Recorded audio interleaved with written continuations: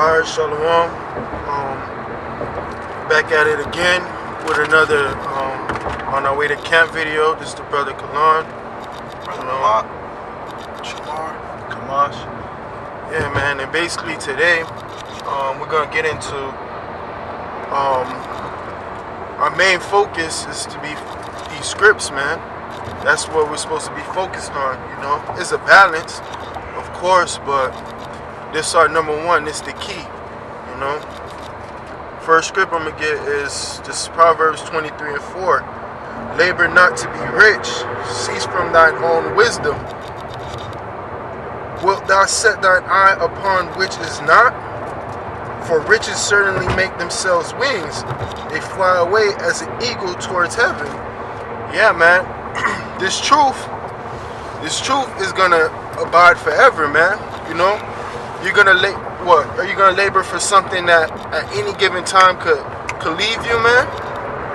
Or something that can hopefully bring you your salvation, man, and save you. You know? And that's ultimately what you either laboring to get this wisdom, knowledge, and understanding, or the vanity of this world, man. And that shit, we all know that's gonna come to naught, man, when shit hit the fan. This is John 21 and 17. He said unto, let's get straight to the point. He said unto him the third time, Simon, son of Jonah, lovest thou me? Peter was grieved because he said unto him the third time, lovest thou me? And he said unto him, Lord, thou knowest all things. Thou knowest that I love thee. Yahushua said unto him, feed my sheep. So like the brother was saying, you know, our main focus is supposed to be this word, man. And what comes with this word. Prophesying, you know, doing lessons, and et cetera, especially going out on the highways and hedges and prophesying, man. Because that's what the Lord commanded us to do. That was our job, man.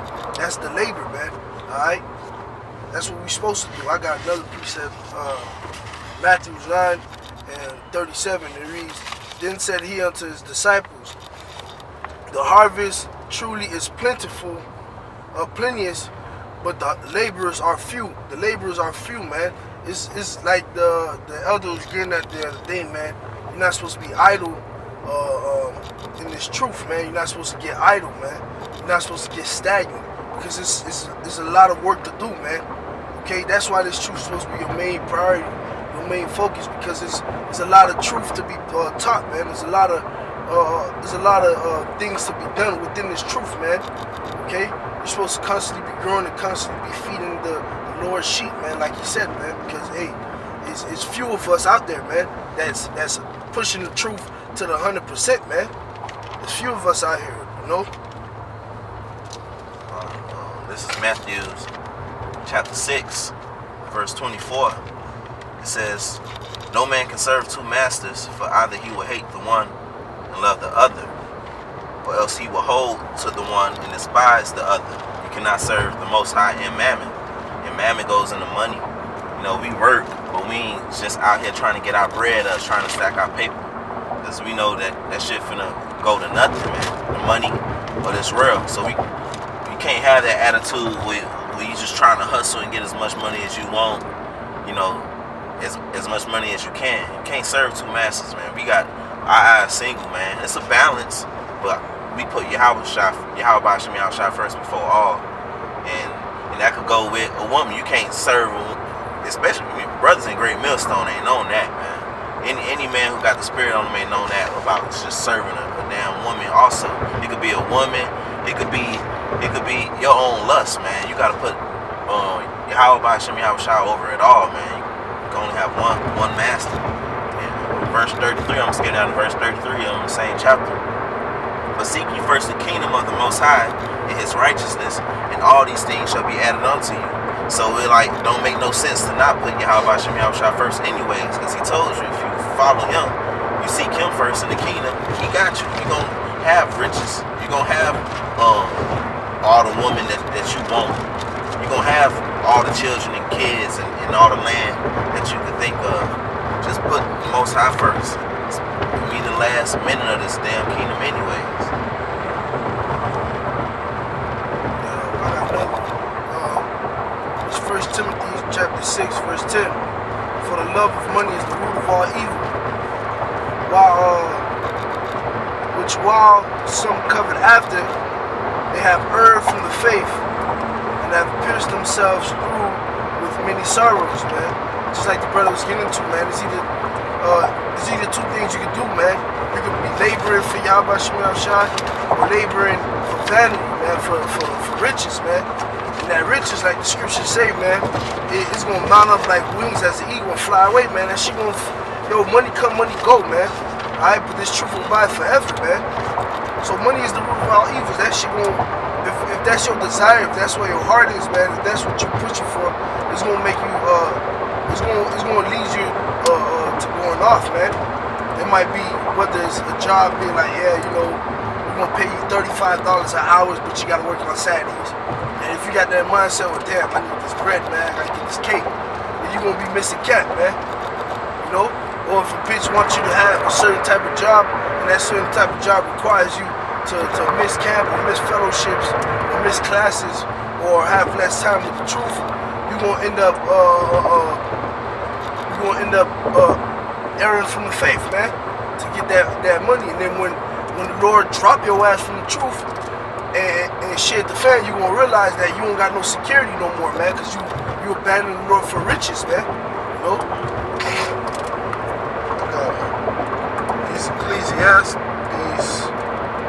and 14.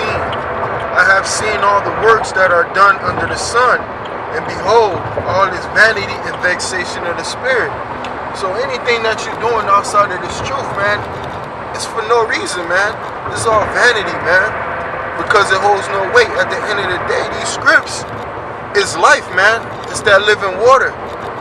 If you're not laboring for the truth in these scriptures, man, you're dead, man. You're dead. Everything you're doing, that 401k you working all your life for no reason, man.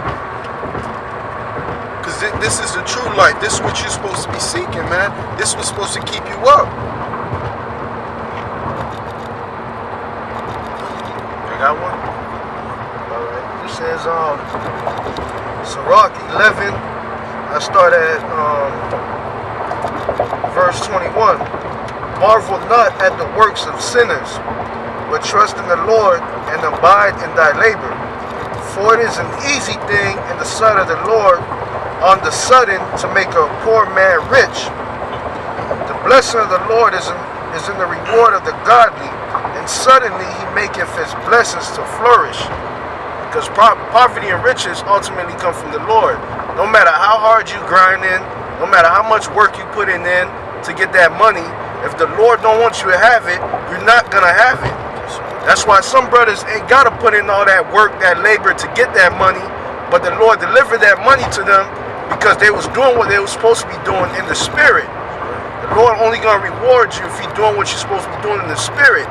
And that money is not for every brother, because sometimes the money could be a blessing to brother A, but to brother B, it becomes a burden and a curse, man. Start making him go off and shit. But brother A, he got the blessing, and he got different, Lord impart different forms of wisdom in brothers. So that brother, he knows how to maneuver that money. And then you got brother B, he gets some money. All of a sudden, he stopped showing up to camp, stopped showing up to fellowship. He stopped kicking around the brothers, and he just ultimately go back in the world, man. Gifty story, Exactly, a gifty story of the heart, man. And who that gift coming from? Poverty and riches come from the Lord, man. So it don't matter how hard you strive to get the money. If the Lord don't want you to have it, you're not gonna get it, man. And it says,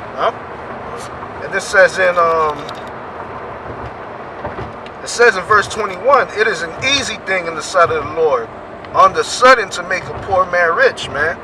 So you might be on your last dollar, but because you faithful and sincere to the Lord just make a miracle happen, man.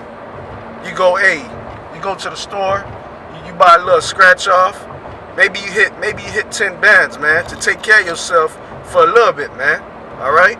Or maybe another brother bless you with something, or maybe it's a better job opportunity. The Lord got numerous of ways, man. As long as you're doing what you're supposed to be doing in the faith, the Lord gonna take care of you, man. I got one. This Isaiah chapter 53, verse 1. It's going to Yahushua. You know, we not over our master. Yahushua is our master. The servant is not greater than his master. And Yahushua was poor when he was on the scene. So if the Lord put you through a time span where you lowly, shoot, Yahushua was lowly for that whole lifetime. Verse 1, who has believed thy report, and to whom is the arm of the Lord revealed? For he shall grow up before him as a tender plant, and as a root out of a dry ground. And that's talking about Yahushua. The scripture says he's the root of Jesse. He has no form nor comeliness. And when we shall see him, there is no beauty that we should desire him. So Yahushua wasn't on the scene all banded up, gold chain, this, that. He didn't have the flyest chariot back in those days. You know? He didn't have all the baddest woman around him all the time, trying to be with him. You know? He came very lowly. And that's what we got to be able to do in this truth. Shoot, we got no one should enter to the kingdom of heaven without much tribulation, and a lot of that could easily just be by you not having as much money as you would like, you know. But the Lord take care of us though. At the same time, He make sure we eat and we drink. He got our backs. But I'm gonna skip down to the last verse of that chapter, because that chapter goes into Yahushua and all he had to go through as far as not having any beauty for men to desire of him, or being basically put on the cross, man, to die for our sins. But verse 12, therefore will I divide him a portion with the great, and he shall divide the spoil with the strong, because he has poured out his soul unto death. And he was numbered with the transgressors, and he bare the sins of many, and made intercession for the transgressors. And the point I wanted to put there is that from that part is that he shall divide his spoil with the strong, man. The Lord gonna get his reward for what he went through, and we gonna get our reward for enduring and putting money to the side and putting Yahushua first. You know, and it said because he poured out his soul unto death, we gotta strive for the truth unto death. That's right. And the Lord shall fight for us, and he gonna reward us. Let me finish. Go ahead, you got something? You can finish. All right, I'm going to finish Sirach 11 and verse 23. Say not, what profit is there of my service, and what good things shall I have received after? If you're saying that, that's because you ain't count the cost before you start doing the work, man. What profit of your service, and what good things shall come after? Lord willing, being joint heirs with Yahushua, man. Receiving that crown, okay? Being able to call down angels, all right? You have dominion over angels. You the governor. You one of you want a governing body, members of Yasharala, the whole universe, man. You're gonna receive everything in the name of righteousness, man. That's what you're gonna receive, and that's what you're gonna gain, man. Lord willing, if you do the work to the best of your capability to the end, man, and be sincere. I got one in nine back that. It's Colossians 3 and 2. Set your affection on things above, not on things on the earth, for ye are dead, and your life is hid with Yahushua and Yahweh. When Mashiach Yahushua, who is our life, shall appear, then shall ye also appear with him in glory. Yeah, like the brothers were saying, man. You know, ain't no need to worry about all of this, man. It comes from the Lord anyway, man. We're gonna labor and do this thing to our best, man. And Lord willing, when Yahushua Mashiach comes back in his glory, man, Lord willing, we're the men that's right alongside with him, man. You know? That's when our riches are gonna come. Until then, we just doing what we gotta do, man.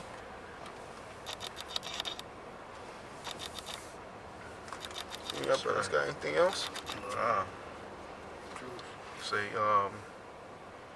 put the Lord first and the brothers first, because the brothers and the Lord go hand in hand, and riches come after that, man. All right, because what this riches right now is just fucking it's just like a vapor, man. Here 1 second and gone the next. The riches we're gonna get in the kingdom, Lord, we're gonna be eternal, man. That's right. And that's land, women, natural resources, planets, gold, silver, emeralds, all that, man. All that, man. Number one, rich is like you can never go off, man. Mm-hmm. You perfect. Being hand to hand with Yahushua, man. You know, and with that, man, I want to give all praises to Yahweh, Ba'ashem, Yahushua.